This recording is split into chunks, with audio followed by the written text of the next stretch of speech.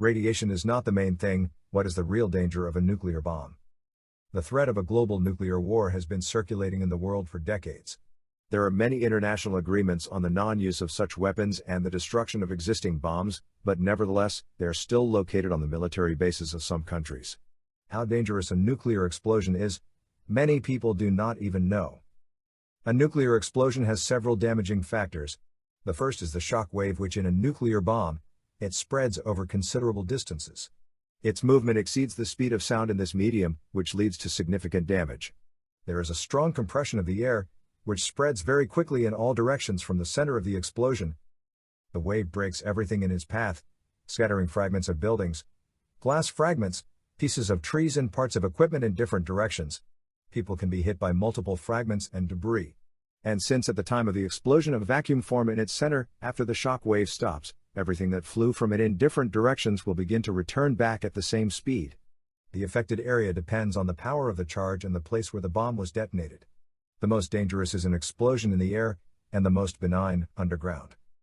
At the time of the explosion of a nuclear bomb, thermal radiation is formed, which is directed energy in the form of rays of the visible spectrum, ultraviolet and infrared waves. Depending on the power of the warhead, the effect of light radiation varies from fractions of a second to several tens of seconds.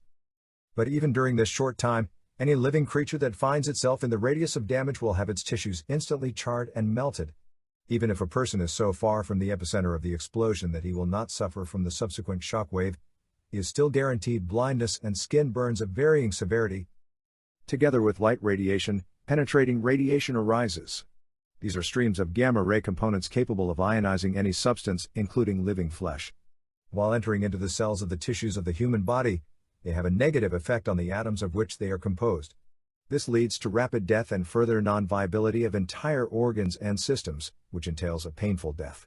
But even if a person is at a sufficiently remote distance from the epicenter of the explosion and penetrating radiation, he will still be in a place where nuclear contamination will spread.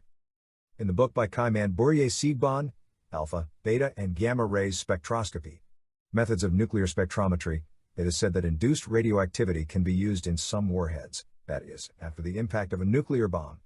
Substances capable of emitting radiation are specially formed in the soil. But the main danger for people and animals who find themselves very far from the epicenter of such an explosion is the formation of radioactive clouds, which are carried by the wind for a considerable distance. As a result, radioactive particles then fall out with precipitation, polluting the land, lakes and rivers.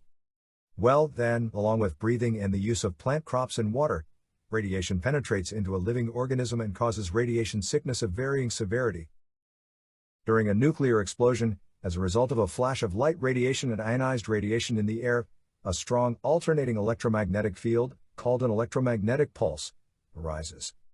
Although it is believed that such a phenomenon does not affect humans, in the report of the Committee on Defense and Security of the NATO Parliamentary Assembly entitled A New Era of Nuclear Deterrence, it is indicated that people, even those who are far from the epicenter of a nuclear explosion, due to the action of an electromagnetic field, may experience sensory-motor disturbances, inappropriate behavior, hallucinations, and even disability.